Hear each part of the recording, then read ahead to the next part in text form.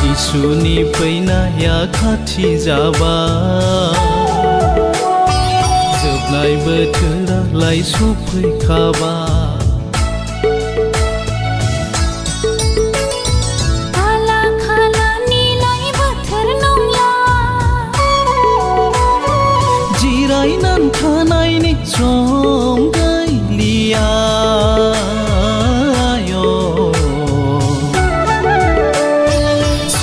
मोननांगौनि सम जाबाय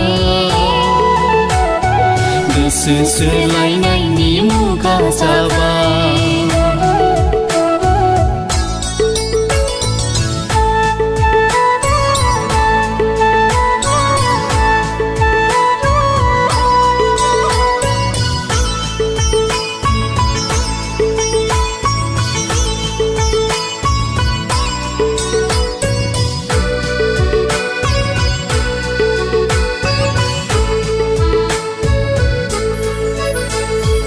उन्दुनानै नोङो थायोबोला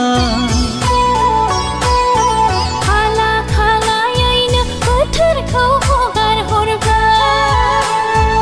उन्दुनानै नोङो थायोबोला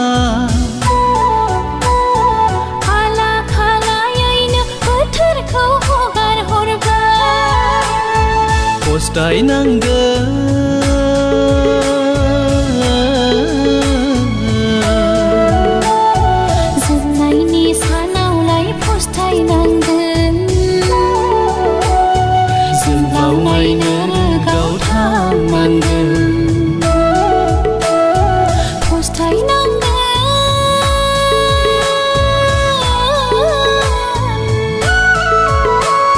जोबनाय बिसारावलाय फस्थायनांगोन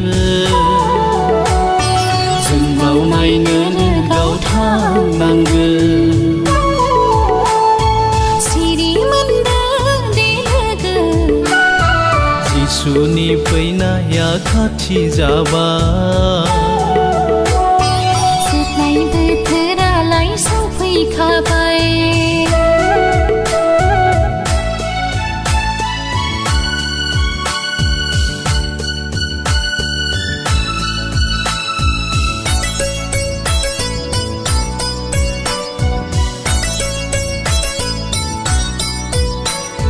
गिथावथाव जाथायजों फोरमायदोंसै जिसुनि फैनायखौ बोथोरा दिन्थिदोंसै गिथावथाव जाथायजों फोरमायदोंसै जिसुनि फैनायखौ बोथोरा दिन्थिदोंसै सिरि मोनदों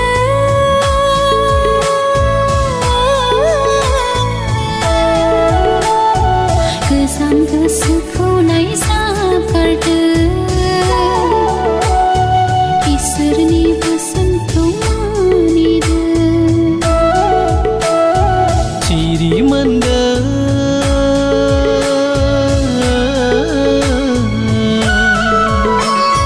गोजाम गोसोखौलाय ज्राब गारदों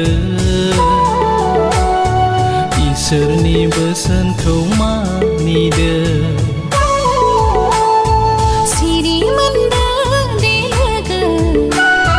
जिसुनि फैनाया खाथि जाबाय